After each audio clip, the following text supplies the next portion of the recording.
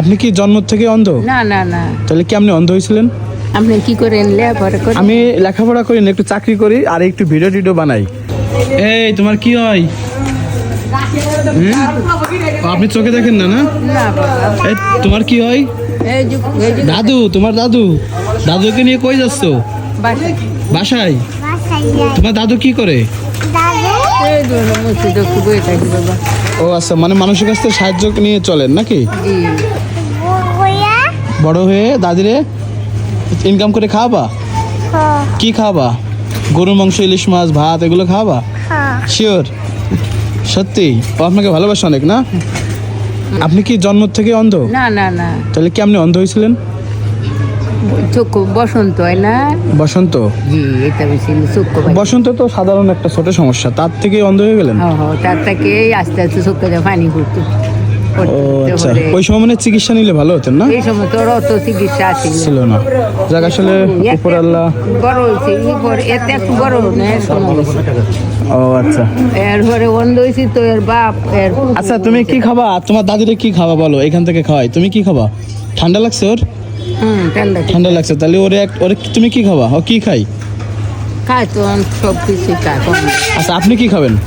কিছু একটা খাওয়াই খাওয়াই, আপনার রিজিকে কি আছে দেখি, কারণ খাওয়ার মনে তো উপর আল্লাহ।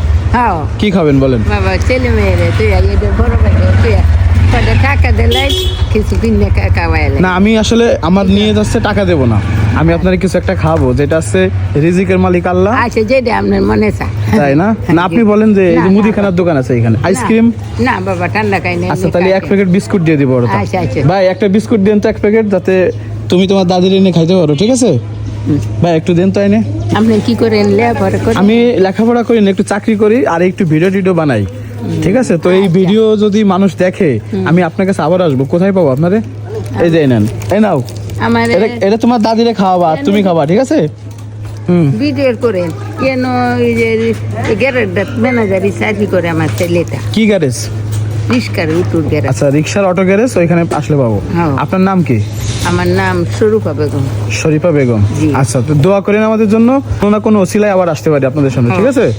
কিছুই পাই না বাবা, না, উপর আল্লাহ যদি আপনার কপালে লিখে না রাখে, আপনি কিছুই পাবেন না। আমরা যুগাযুগি কার ওসিলায় কখন কি হবে সেটা তো জানি না। দোয়া করেন যেন ভালো কিছু হয়। আল্লাহ হাফেজ। ছেলের নাম কি? ছেলের নাম রুবেল। রুবেল।